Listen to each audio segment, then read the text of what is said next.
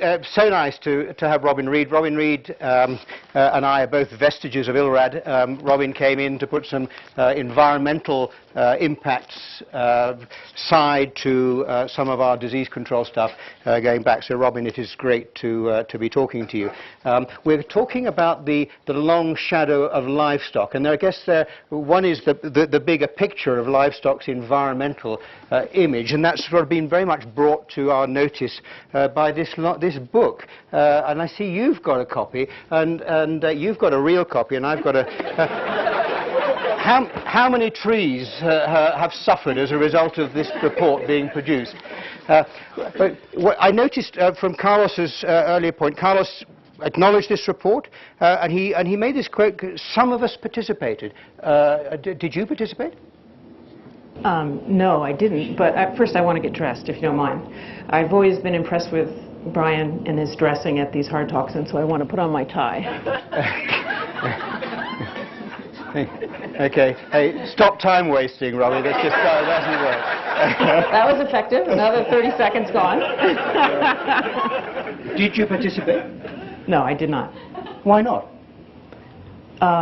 Because I wasn't asked to participate. Why weren't you asked? I mean, is this? I don't know. Should ILRI? Should this not have been an ILRI study? Absolutely. Ah, okay. Well, if you say absolutely, why wasn't it? Why wasn't it an ILRI study? Because Yes. I don't think we saw it in our mandate to do this study at the time this was done. I think that in the future we will see it as in our mandate. So when you say it wasn't in our mandate, I mean it was already done before we sort of knew, and was it, or? Well, okay, for one thing, the report covers the developing and the developed world. You're losing you. Yeah. Well, I'm going to use it. If we talk about gender issues, I can do this. This is my foil. And so it's broader than ILRI's mandate. That's one thing. So this exact report, I don't think ILRI would have ever produced because of the broadness of its scope. But you think it was very appropriate for ILRI to have been involved? Yes. Okay. Well, we might have to come back to that one. But just because I wasn't involved doesn't mean others weren't. There were others in this room that absolutely were involved. And then I've seen the comments of, there were several people. And so there was quite a bit of commenting that went back and forth. Oh, so there are comments, because an FAO quote I heard the other day from a reliable source who told me from that ILRI is not supportive or doesn't agree with this report, has major problems with it. Is that true? I think we'll find out in the great debate that's coming up on Thursday. Just try and start off. Yeah. Is it true? Is it true that we don't like the report? I think there's some parts of the report that some people agree with and some that others don't like about this report. And so I think it's a bit of a balanced view about this report.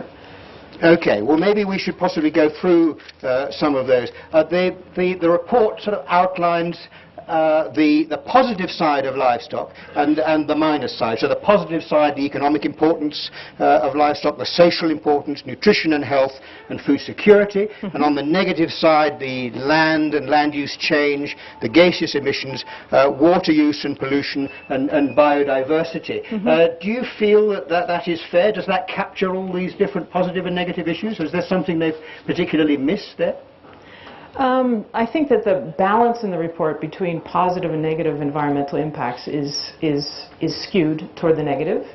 I think that the livelihood issues that we would care a lot about are missing, although I'm not so sure it should have been in this report, but I think those issues are missing about livelihood.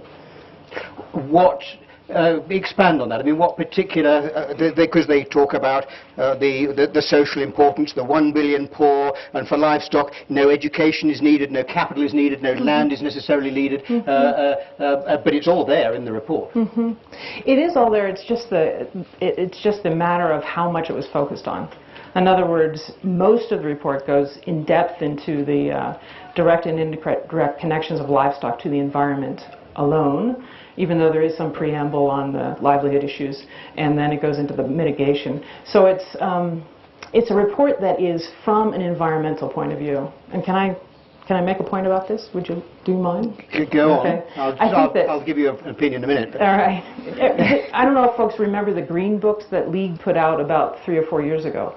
That, I think, was taken from a human-centric point of view and our point of view, more of a livelihood point of view. These books are taken from a environmental-centric point of view, and I think we have basic values at ILRI that a human-centric point of view is really our most important point of view.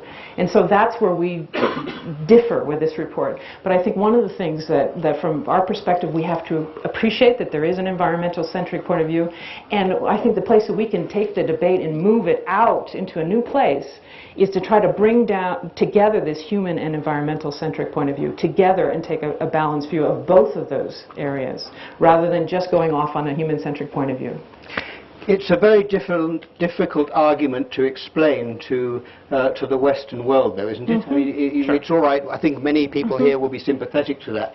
But when you're putting that over to the West, who are totally obsessed with climate change, isn't that rather difficult? How would you do it? Well, I think we've started, and for years we've done it. I don't think we've gone up to a high enough level in talking about the nutrition issues in relation to livestock and the safety net issues in relation to livestock, all the livelihood issues. I don't think that we have made that a big enough issue, high enough on the agenda of the world, and communicated that in a way, even at an even higher level than. Well, that nutritional issue is very important. You say it is mentioned, about 33% of protein going to the diet, 5%, and this range of consumption. But when you look at consumption in the US at 123 kilograms per head, isn't that, I mean, are we not making enough mileage of maybe pressurizing the West from our point of view to decrease some of that meat consumption? I mean, can we play a role in that, or is that totally out of our field? It does seem to be a bit out of our field, but actually if you talk to Michael Blumel, he will argue that we actually need to decrease the consumption of meat in the developing world. That would be one of his arguments from the perspective of some of the resource impacts. So, but in India, he certainly won't have a problem with 5 kilograms per head per year. I mean, there's not a great consumer. I've misquoted Michael too, and so I'm sorry about that. Where is he? Okay, let's come into some of these. Let's come into some of these negative. I mean, 26 of the ice-free terrestrial surface of the planet has got livestock on it. Much of this area unsuitable for crops. I mean, it's a huge amount. Gaseous emissions, 18% of the global warming effect, much more than gases out of cars, comes from livestock, according to this report. Do you agree with these figures? Some people don't agree with all the figures in this report. I mean, are these accurate? I'm not an expert on how these things are calculated, especially from the climate change perspective. And I've heard and I've read that they didn't follow the standard protocol from the IPCC and how you do that. But let's not focus on the problems with the calculation, because it's probably close to being right. Even if it were half that, only 10%, it's still a worry. And so I think that the value of this report is rather not so much if it's 18 or 10%, but that what they did is they took it beyond the animal. I mean, we focused a lot on what the animal does, but it's gone to deforestation and said, yeah, livestock are actually responsible for that. Actually, people are responsible for that. But that in a number of very indirect connections in the water issues and the biodiversity issues that I think we haven't focused on and are very important. And it's one of the things that if you have a little bit of an environment-centric point of view, I feel like I have kind of both. You worry about a lot is these indirect effects of livestock on the environment that they talk a lot about in this report. Can I? Okay, but just a second. I mean, the deforestation is largely South America, isn't it? I mean, it's largely South America, and it's driven by livestock and soya. We are basically saying we're nothing to do with South America. ILRI is sort of so is this something that we should worry about? Well, I think I don't think that we're going to work on this issue directly, but as has been said in a previous presentation, boy, we better know about it. Ian mentioned that. We better be at least knowledgeable about these issues, and to be able to suggest a way forward in a sort of general way and be part of the debate. If we miss the debate and we don't talk about it, then we're going to have all sorts of folks coming in and saying, well, why aren't you dealing with that? And so we need to be much more educated and have a more high-profile message on a number of these things. One thing that worries me a little bit, and you probably will share this, which I don't really want you to share my opinions, but and that is that on some of the small print, for example, the gaseous emissions, very little actually paid in respiration of animals. So burping plays actually a very tiny role compared to these terrible figures of 37% of methane, 67% of nitrous dioxide coming from livestock. Right. And the other one on the water, although 8% of global human water use is associated with livestock, right. in fact only 1% is drinking. Do you think that those different contributions are adequately portrayed in the report? I guess I would go back and say that I think the value of it is pointing out the connections and trying to put some numbers on those issues and raising the debate and being provocative. I mean, look at us. We're all talking about it right now. We're going to talk about it again. And so I think it's very important that those issues be raised. And that's why I wish that we had not done this report, but rather that we would do reports at this level on these issues, because I think that we have a lot to say that's very, very different from this report, and that I'd like to see us get out there.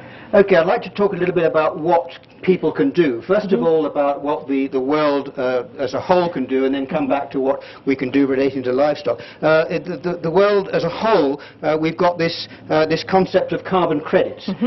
So in the environment. So you can, I mean, good old Al Gore, who does this wonderful Oscar-winning film, and then we suddenly learned that he spends, goodness knows how many more times expenditure on electricity in his own house than the whole of the American population or something in a year. It's just extraordinary. But he says, no worries, because I've got by that with my carbon credits. I've given money to one of these companies that is going to do something about it. Is that valid? I'm sorry. Carbon offsets. Carbon offsets. So Al Gore buying his green credits, and he calculates these green credits on your carbon dioxide debt. Valid? I think that there are places where that's valid, yes. Would you like me to expand? Yes, please. Okay. You've got okay, first of all expand, and then I'll... Yeah. In other words, I think that yes, we want to try to mitigate. In other words, take some of the carbon out of the atmosphere. It's a question of what.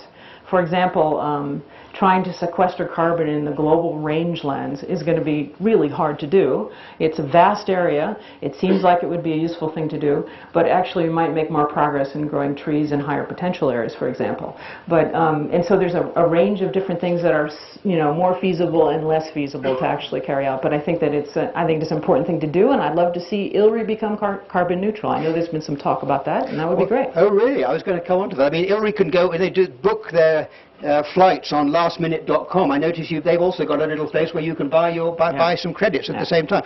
There is an organization called Clean Air, Cool Planet. Are you familiar with that? No. They've said it doesn't work. Carbon credits doesn't work. Planting trees, installing solar panels, whatever.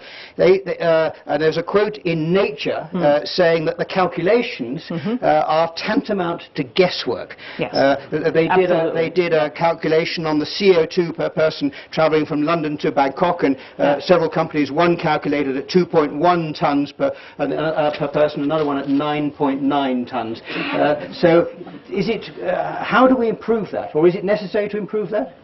Well, I don't think we improve that in the first place, meaning us in this room. But I mean, sorry, I'm still focusing on the global response rather than the ILRI's response.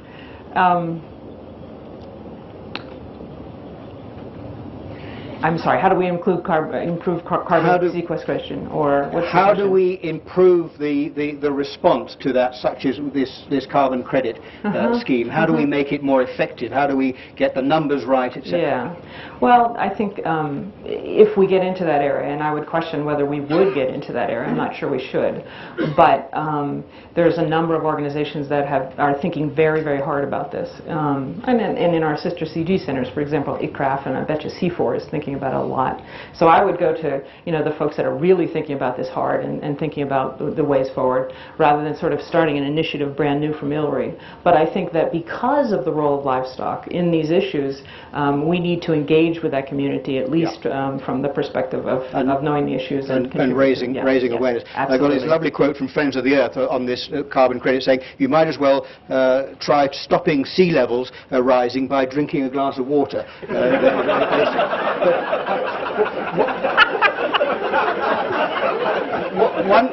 one of the and then not peeing. One of the things that worries us, worries me, and you were talking about flowers, we were talking about flowers earlier on, and that is many of the supermarkets now are going to start to introduce this issue of flown. So you'll have a little flown, so the Namibian beef or the Kenya flowers or whatever. Is that a good thing? Isn't that a terrible thing? How do you balance that? You as an ecologist and our market people who are looking for creating those markets, what's the balance and how does ILRI respond? So what you're referring to is the fact that that when food has a lot of miles on it, often it will come hopefully from some of the smallholders going to value-added markets. Yeah. Exactly, but it'll have that little sticker with an airplane saying flown.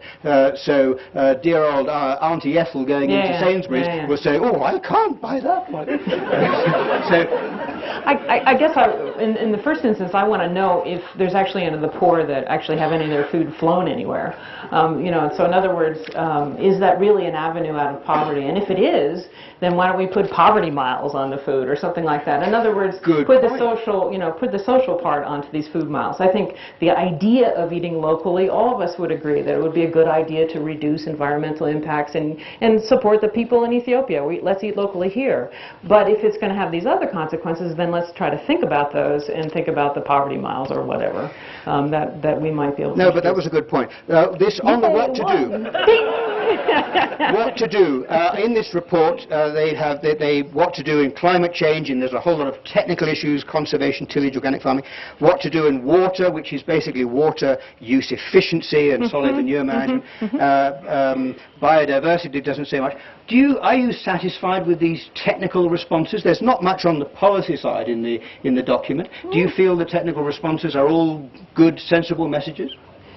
And if they are, is there something that ILRI can pick up to use in there? I think there's a number of technical responses that look like they're reasonable. But there's a whole chapter on policy. I'm not sure you got to it. Number 6. I did get to it, yeah. I just barely got it to this morning, so I just read it freshly. No, I've got a couple of questions on it. Yeah, and so I think there are the policy issues. I guess one of my things about this report is how much of it is applicable to the smallholder, to the people that are our clients. And so that's a question of how much of the manure management type of issues really apply to the smallholder, or are they already recycling most of their nutrients anyway? Pastoralists aren't going to go out there and recycle the dung from their animals or the urine or something like that. It's more in these industrial high-intensity systems. So around Addis Ababa, there might be issues that relate to smallholders. So there would be particular places in our mandate where these would be useful, but other places where it won't be useful at all. So we have to really think those through.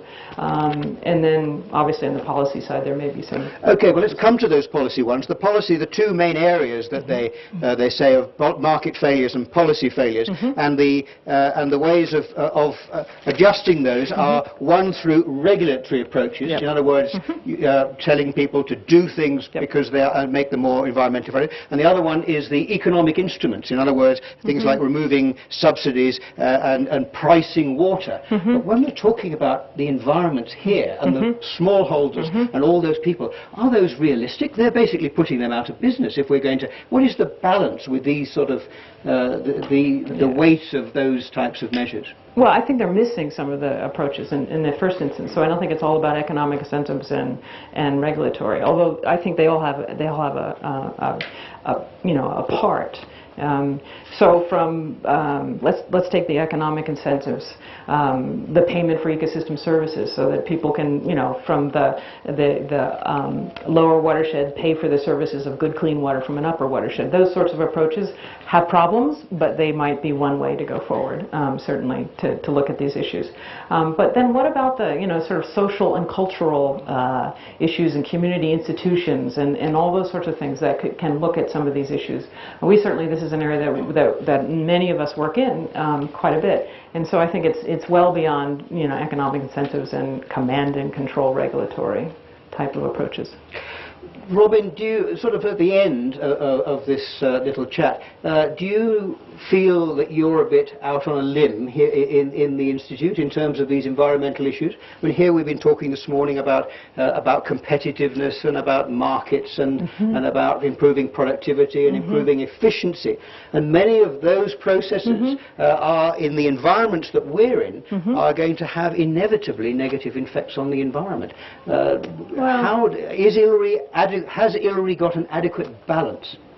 Well, of course, from my point of view, no.